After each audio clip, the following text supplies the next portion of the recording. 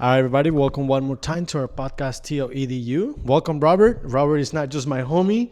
Robert is my wingman. Is the man that I go to the gym with, jacuzzi, bro, all kinds of stuff. So, bro, introduce yourself. Yeah, man. Name's Robert. Yeah. Tell me about yourself, bro. What are you studying? Studying psychology. Went to work with kids. Want to counsel. Kids are extremely moldable. So I want to do it in the Christian aspect. Make sure they're brought up in the right environment, right mindset. Too many things coming at them from too many directions. So the focus of this conversation, and it's not an interview. We both gotta interact. Is kind of go over the topics of why do you want to help kids, what led you to help the children, and the psychology aspect. So tell me a little bit about your childhood. How do you grew up? What helped? Absolutely. Yeah. So I was adopted at 2 years old. My parents were originally my foster parents. And so then I grew up with them. Accepted Christ about third or fourth grade. So that was pretty cool. But kind of started swaying away, about my high school years, my junior high years. My father wasn't true to my mom. So used that as an excuse to do a lot of things I probably shouldn't have done. And just started falling off the path. And then I had a great mentor in my life who brought me back, who showed me the right ways, and who brought me back to Christ, who just showed me what I need to be doing. And so having somebody like that kind of really stuck to me, and made me want to do the same thing for other people who have fallen off the beaten path, especially for kids who have never had that in their life, whether it's a father figure, mother figure, just counsel them, help them better understand the world and what's coming at them. So you've been in the foster care. It's not something that you hide, but it's also not something that you share openly, right? Yeah, it's not something I typically share openly. Plus, I was only in there for up until until I was a 2-year-old.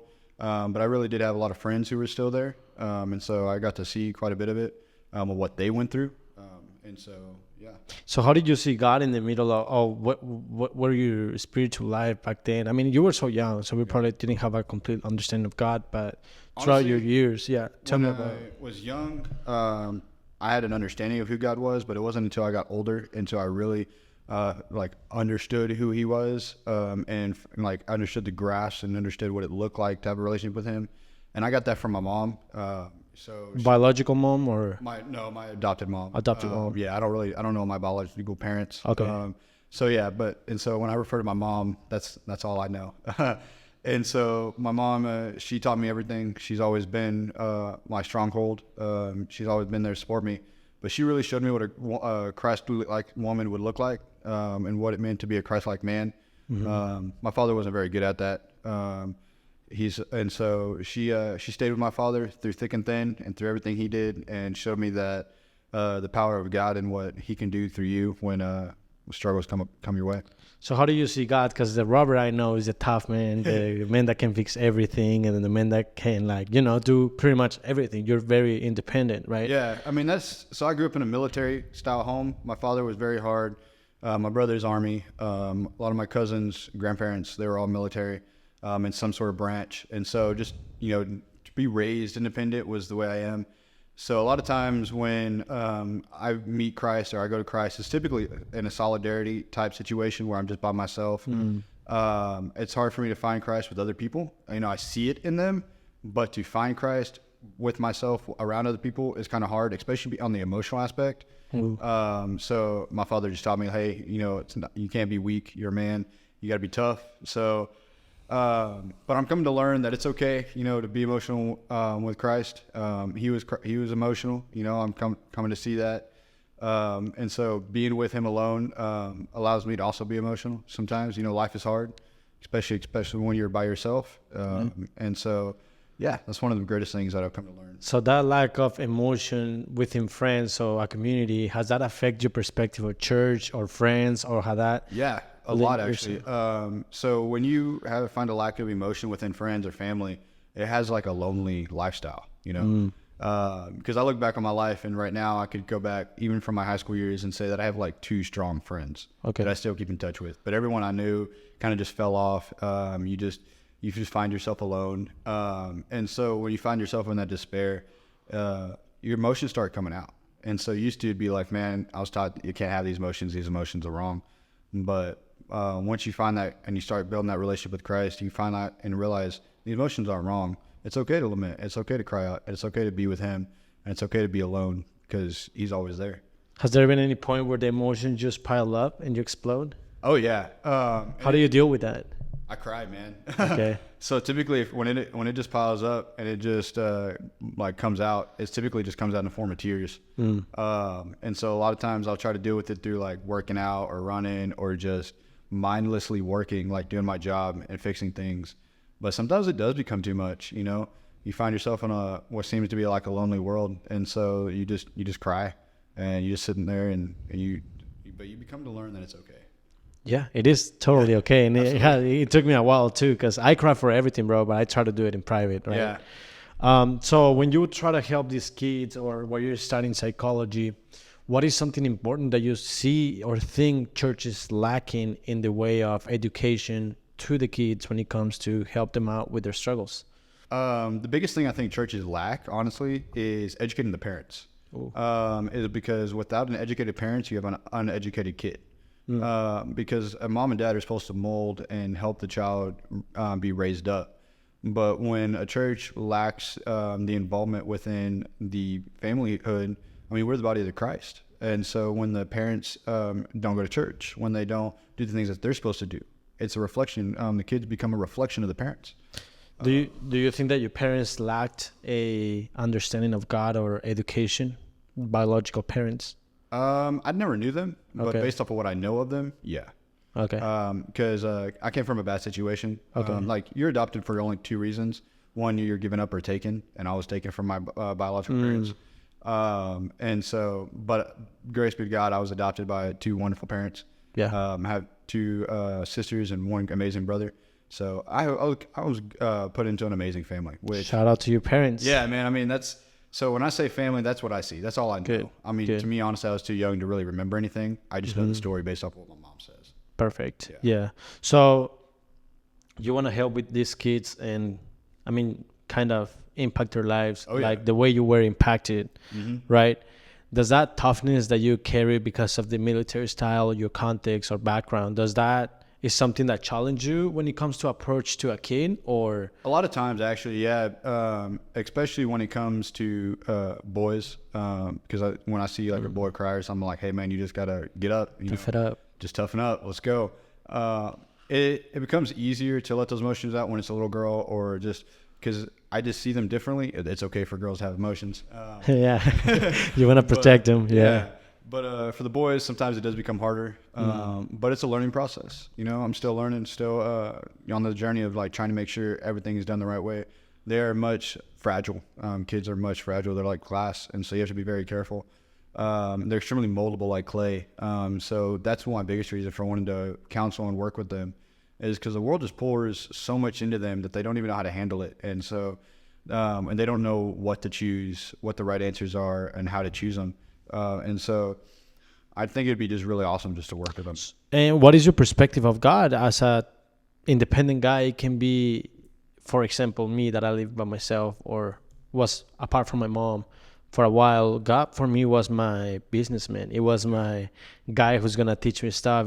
My guy who was gonna get me introduced to people that can improve my life. So who was God for you, or who is God for you right now? God was my rock for a long time. He taught me patience. Patience. Because nothing ever came fast. You know, I longed for so much stuff. I wanted so much stuff. And I wish it came faster. But he taught me patience. He said, hey, look, if you just wait, it may not be exactly what you want, but it'll be the right thing. Have you learned to slow down in life? I'm still working at it. Yeah. Still working to slow down, but I've slowed down in a lot of aspects, I believe. Just when I look back, there's still some things that I got to work on. But other things, yeah, I've slowed down a lot. And how do you deal with some professors or just adults in life that think that they know what you've been through, but they just don't? You know what I mean? Yeah. I mean, everybody has their own personal things that they go through, and other people, nobody will truly understand somebody else's perspective. You know, I don't believe anybody can relate to somebody else's pain, but other people can relate to pain. Everyone can relate to pain. Everybody's had their own pain that they've gone through. And so it's hard for somebody to have empathy for anybody, but a lot of times sympathy is the best thing you can have. because just being there for somebody, just be able to listen is good. And having them and just listening to them and making sure that you know that they're being heard is one of the best things you can do for anybody. So yeah, I don't think really much people understand unless they went through the same, went through the foster care, went through the adoption, or understood that's where they started out. But it's okay because, you can always pray for that person. You can always talk to them, always just listen to them. Everybody's pain is different. Yeah. And everyone's relationship with the Lord is different. Absolutely. Because Robert, if people everyone heard your opinions, you'd probably be canceled by now, right? Yeah, probably so. I mean, I'm not afraid to say that, I lean more on the conservative side than anything else. Now if people were to actually sit down and we have a good conversation, yeah, you'd understand why I feel certain ways. Yeah. But I mean, I think that's everybody. You just have to get to know the person, understand. And I don't really necessarily believe that there is a right or wrong to everything. Now, don't get me wrong. I think there is to a lot of things, but not to everything. So you just have to sit down and talk to each other. So yeah. Yeah, because it took me a couple of months to kind of get to know you or let you open the doors to get to know you. Because I was like, dude, this guy just says a lot of stuff that I'm like, oh man. And then I'm not the only one who has been through that. But yeah. I opened up the doors, you opened up your doors, and we became tight, right? Oh, yeah, we became friends.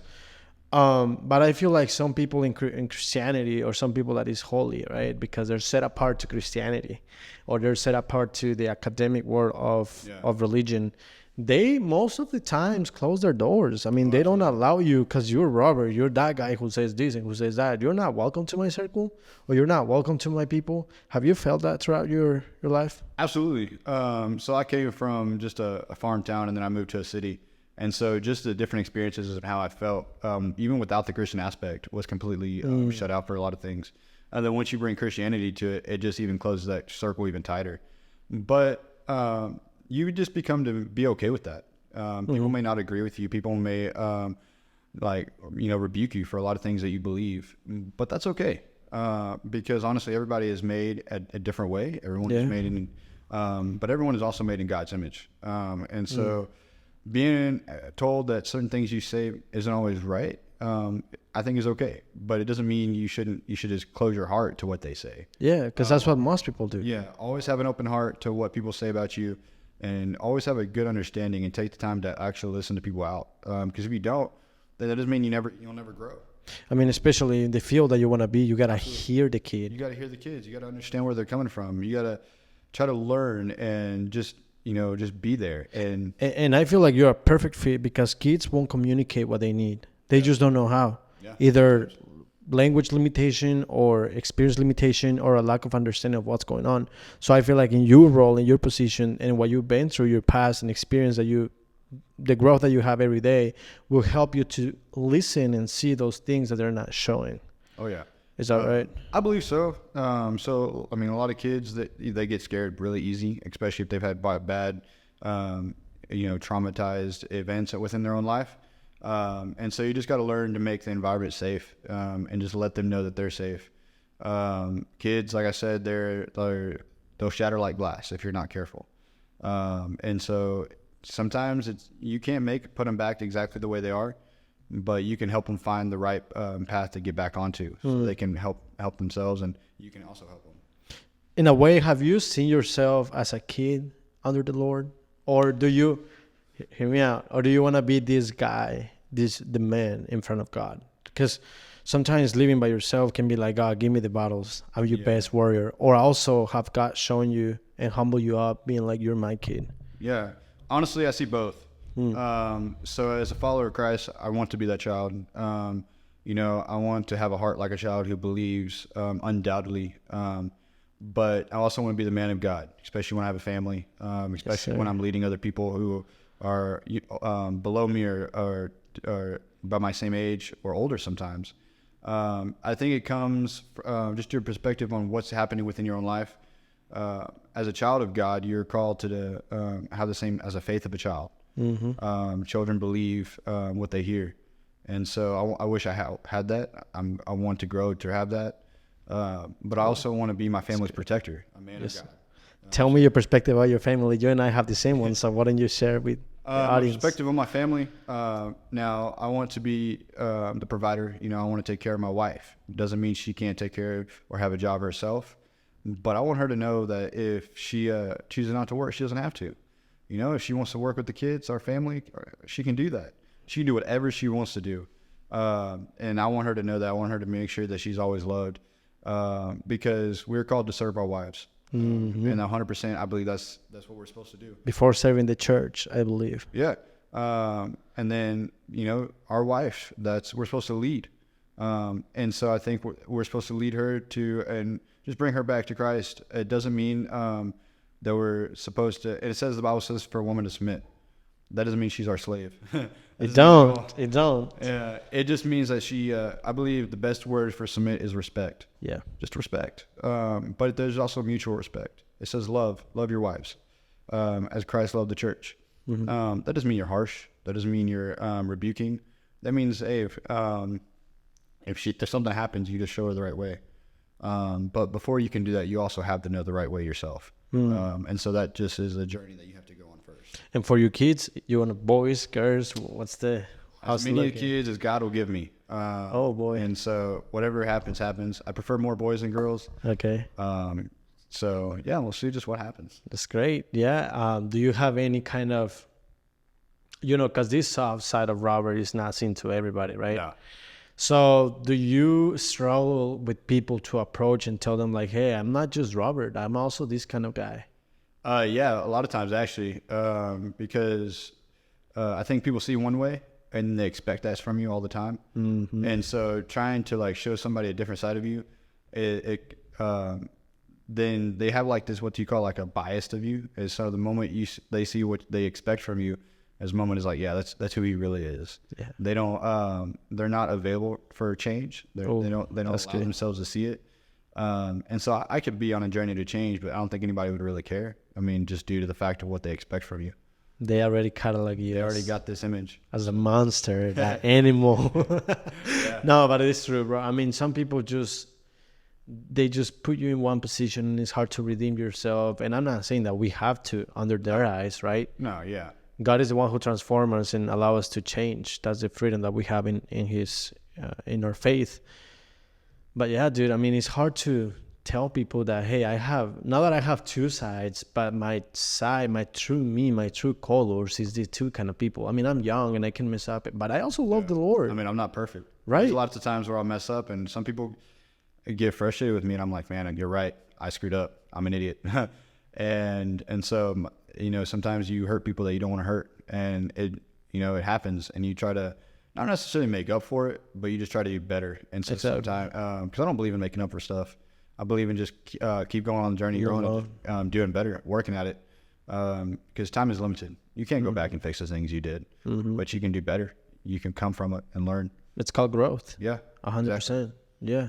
Now, Robert, that is great. I mean, I've been hanging out with you for so long, and this is a brand new conversation that we never had.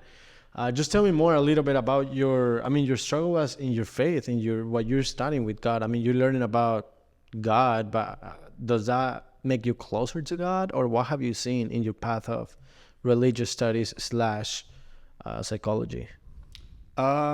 Both, actually. So it's almost, take a few feet, you walk a few steps, and sometimes it's like you're taking a few steps back, depending on how you see the world. So, like with Christ, you see that he was there for you. But like in the psychology world, you see how screwed up people are. And so when I learn about what I want to do and I learn how screwed up some people can be, it's like, God, why'd you create these people? Like, why are they this way? How could it be this way? And so it's almost, you got to taking a step back. But, he is also a merciful God. He's always there. It says he died for everyone. And so, but you also have to realize God did not create this within that person, sin did. Yeah. And so you just all have to remember the situation and the circumstances of what caused the world to be what the world is. But yet you have a king that is more powerful than anybody else. So if you grew up with your father telling you, tough it up, don't cry, don't do this and that. He must not, even though he's a good person, he must not believe in the psychology aspect of it. He must not believe that what he's doing is not okay, because psychologically it's affecting your perspective. Yeah, my dad is a very tough man. So I don't think he really understands my degree or what I'm doing. Is he cool with it? Yeah, he's absolutely cool with it. For certain things. Now he does wish that I probably went to the Army like my older brother, but the path that I've chosen, he's like, well, this is the path you've chosen, so I'm okay with it. Okay. Now, yeah, you're right. He doesn't understand. He doesn't necessarily understand why I chose it, but he accepts it. Good. That's good, because that's gonna lead you to help these kids out. Oh yeah, they do need help. Our generation is just going downhill, bro. It is. And we must, as believers, but also members of our local church, we must educate the church and be that door, that introduction to, hey, church must talk about psychology. Church must talk about drama. So do you think, and I asked this before, but again, what's your take when the church do not open the doors to those kind of education, when they don't agree with, no, I'm not prepared to talk about psychology. We don't want to deal with drama. We don't want to deal with our people, how screwed they are. Do you think they rely more in faith, saying like, oh, God is going to fix it. Oh, God is going to change your heart. The Holy Spirit is going to transform you. Or do you think there's got to be work that you have to put in order to change your behavior? I think a lot of times churches believe in the more faith aspects, which I think the faith aspects is a good thing. But when somebody comes to your church, they're coming based off that faith aspect. They're coming based off because they believe this is where God put them to transform their lives. But when you close that door, you're shutting them out. And when you say, oh, God will take care of you, God is trying to use you to take care of them. And you're not allowing them. And so I remember one time I heard a story about this, just a homeless man coming into church, but he wasn't dressed the right way. He didn't smell the right way. And yet the church closed the doors on him. Why? I mean, the God went to everybody. Christ went to everybody, to lepers, to the tax dealers, to murderers, to everyone. He hung out with the sinners. And a homeless person isn't necessarily like, they're not committing any real sin necessarily, but just because of their appearance. You're gonna shut somebody out because of their appearance or because of the way they look or smell or whatever the case may be. I mean, that's unacceptable, I think. And so I think, yes, churches go off the faith aspect, but they should be that faith aspect, because Christ is using them to go and open the doors for other people. And what sucks is that the church, when you act like Christ in the aspect of hanging out with sinners, hanging out with those with leprosy that are not, that are dirty, that are not welcome to the church, they judge you. They absolutely put you in a position of, oh, you must not be a good leader because you hang out on weekends with these kind of people. Yeah. Dude, that kills me. Absolutely. I mean, we're all sinners in some way. And the Bible says that no one sin is greater than the X or less than the other. And so when they judge somebody based off their own sin, it's like, man, be careful how you look at somebody else and judge yourself, Yeah. Well, Robert, it's been a pleasure to have you here with me. We got stuff to do. You got a haircut to go get done. Yeah, so man, we're going to try to look fresh. We're trying to get ready for Sunday, for church, but we also got some plans, right? Oh, yeah. Spring we break. must be prepared. All righty. Thank you, Robert. Absolutely.